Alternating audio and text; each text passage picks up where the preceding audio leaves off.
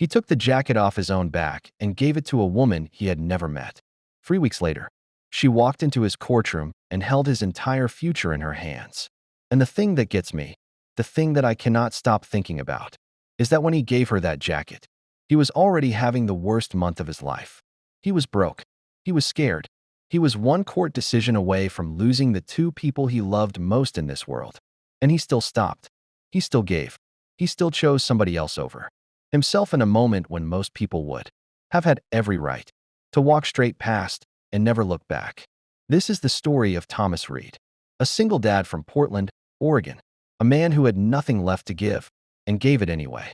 And what came back to him because of it? I need you to understand something before we go any further. This story is not about luck. It is not about karma in some fluffy, feel-good, bumper sticker kind of way.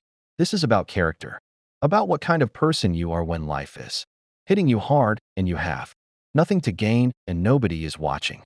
Because according to a study from the University of California, people who perform acts of kindness during periods of personal stress actually report stronger emotional resilience and better outcomes in high-pressure situations. Science is basically saying that being good to others when things are bad for you is one of the most powerful things a human being can do. Thomas Reed proved that in the most unexpected, real, and unforgettable way possible. Stay here.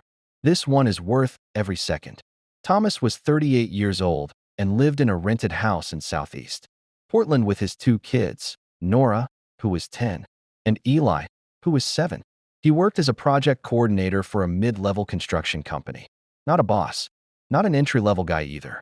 The in-between position where you carry a lot of responsibility and get moderate pay and spend a lot of time on the phone solving other people's problems. His marriage to his ex-wife, Diane, had ended 18 months before the story starts.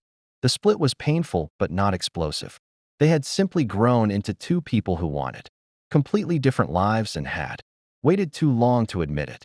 Diane had moved to Seattle for a job opportunity she had been waiting years for, and they had agreed, in that careful, exhausted way divorcing parents agree to things, that Thomas would have primary custody of Nora and Eli during the school year, since he was still in Portland where the kids were settled and in school and had their friends and their routines.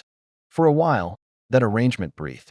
Then Diane's mother got sick, and Diane came back to Portland more often, and she started spending more time with the kids. And somewhere in that process, she and her new lawyer started looking at the custody arrangement differently. She filed for a modification. She wanted primary custody. Her case was built around the fact that Thomas's job had recently gone through a restructuring.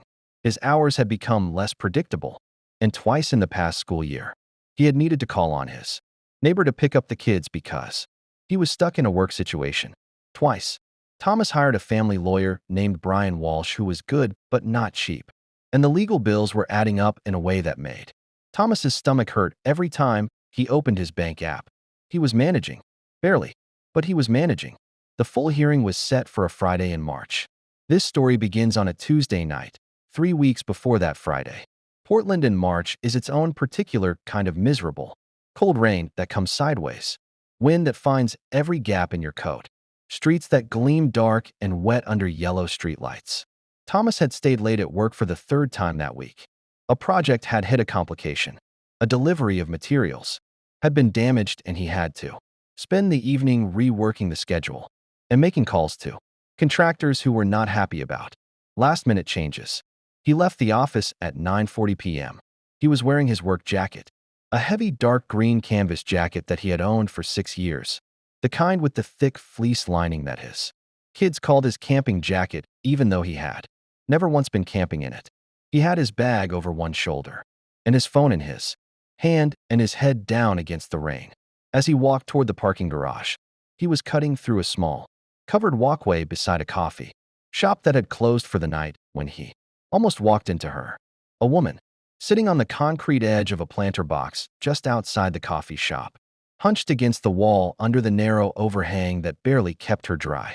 She was in her late 50s, wearing a blazer and dress pants and heeled shoes, clearly coming from somewhere professional, clearly not dressed for sitting outside in a Portland night in March.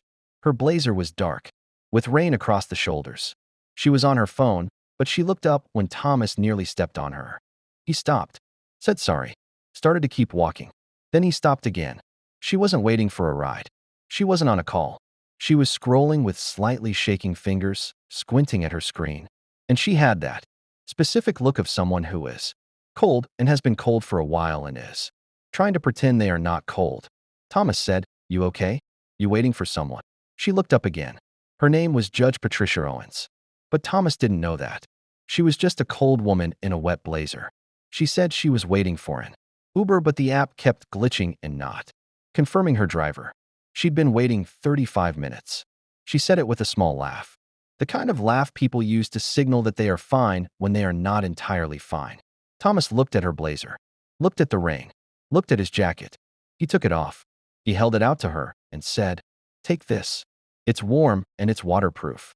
She looked at the jacket, then at him, then at the jacket again. She said, "I cannot take your jacket. You'll be soaked." Thomas said, "I'm already wet. And I'm parked 2 blocks away.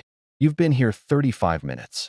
She started to argue, and he just laid the jacket across her lap and said, "When your driver gets here, just leave it on the planter. Someone will find it." He said it so casually, like giving a stranger his jacket in the rain was something he did every Tuesday. She looked at him with an expression he couldn't fully read, somewhere between moved and confused, like she was trying to figure out what the angle was, what someone like that wants in return. He didn't want anything. He gave her a quick nod, pulled his bag up over his head to block some of the rain, and walked off into the wet Portland night. He was shivering by the time he got to his car. He did not think about the jacket again. He had a Friday in 3 weeks that was taking up all the space in his head. He did not sleep well the week before the hearing. He would fall asleep fine. The exhaustion saw to that. But he'd wake up at 2 or 3 a.m. with his brain already running, replaying things the other lawyer had said in preliminary hearings, running through what Brian had prepared, thinking about Nora's face, thinking about Eli. Eli had started sleeping with the light on again. He hadn't done that since he was 4. Thomas noticed, but hadn't said anything yet. He was waiting for the right moment. He was always managing something, always keeping something steady for someone else while quietly carrying his own weight where the kids couldn't see it. That's what single parents do. They absorb. They hold. They keep the walls from shaking so the kids inside don't feel the storm. The Friday morning of the hearing, Thomas got the kids ready, drove them to his neighbor Carol's house. Carol, who had become one of the most important people in his life over the past year and a half, and then drove to the courthouse in his good blazer and the burgundy tie Nora had helped him pick out 2 years ago because she said it made him look important. He sat in the waiting area outside the courtroom with Brian going over final points. Thomas's hands were calm on his knees. His face was calm. He had gotten good at calm faces. Inside, he was absolutely terrified. The bailiff opened the courtroom. They went in. Thomas sat down. Brian spread his papers. Across the room, Diane sat with her lawyer, professional, prepared, composed. Thomas looked at the judge's bench. He stopped breathing for a full 3 seconds. Sitting behind that bench in black robes, reading glasses on, flipping through a thick case file, with the practiced ease of someone who has read 1,000 of them, was the woman from the planter box, Patricia Owens, the Honorable Judge Patricia Owens of the Multnomah County Circuit Court. Thomas stared. He couldn't help it. His brain was doing that thing where it takes a moment that is clearly real and keeps asking, "Are you sure? Are you sure? Are you sure?" He blinked. She was still there. He looked at his hands. He looked back at the bench. Still there. She had not looked up yet. He leaned slightly toward Brian and said in the quietest voice he had, "Do we know anything about this judge?" Brian whispered back, "Tough but fair. High integrity." "What?" Thomas said, "No reason," and sat back. He made a decision in that moment. He was not going to say anything. Not because he was trying to hide something. There was nothing to hide. He had given a cold woman a jacket and walked away. But because he genuinely did not know if it was relevant. And he was not going to muddy the water 3 seconds before the most important hearing of his life. He sat still, breathed, and waited. Diane's lawyer went first, and he was skilled at what he did. He had the gift of making real things sound alarming. He framed Thomas's work complications as instability. He framed asking a neighbor for help as an absence of structure. He was professional and composed, and every sentence landed with a quiet weight that Thomas felt in his chest. Brian countered well. He presented the school records. Perfect attendance on Thomas's watch except for 2 sick days. Teacher testimonials. A letter from Eli's pediatrician. A letter from Carol the neighbor, who described in plain human language what Thomas's relationship with his kids actually looked like up close. He built a real picture. An honest one. But Thomas could feel the room, and the room felt uncertain. Then Judge Owens looked up from her papers. She looked at Thomas for one moment. One quiet, unreadable moment. And then she asked to hear from him directly. Thomas stood. He had notes in his jacket pocket. He did not take them out. He talked about Nora and Eli the way you talk about something you built with your own hands and love more than your own life. He talked about Nora's thing for maps. She had covered one wall of her room with them. City maps, country maps, topographic maps. Things she had printed and drawn and cut from old magazines. And how they spent Sunday mornings sometimes just sitting on her floor talking about places they wanted to go someday. Places they would go someday. He talked about Eli learning to ride his bike last September and falling 4 times. And getting up 4 times. And on the 5th, try making it down the full length of the block and turning around with his arms in the air like he had just won something enormous, because he had. And then Thomas said something quiet and true that he had not planned to say. He said, I know I am not the parent with the bigger house or the cleaner schedule. I know that on paper I look like a lot of question marks. But I want to say one thing clearly. Those kids, Nora and Eli, they know without any doubt. Not because I tell them, but because they feel it every single day. That their dad is someone they can count on. I have never let them fall without being there to help them get back up. I have never had a hard moment that made me put myself before them. And I never will. That is not a promise I'm making to this court. That is just the only way I know how to be their father. The courtroom was very still. Judge Owens wrote something on her notepad. She set her pen down. She looked at Thomas for a long moment and then said, Thank you, Mr. Reed. You may sit. She delivered her ruling that same afternoon. She was careful and thorough. She always was. She gave Diane's concerns genuine consideration and structured the order to give Diane meaningful and consistent time with the children.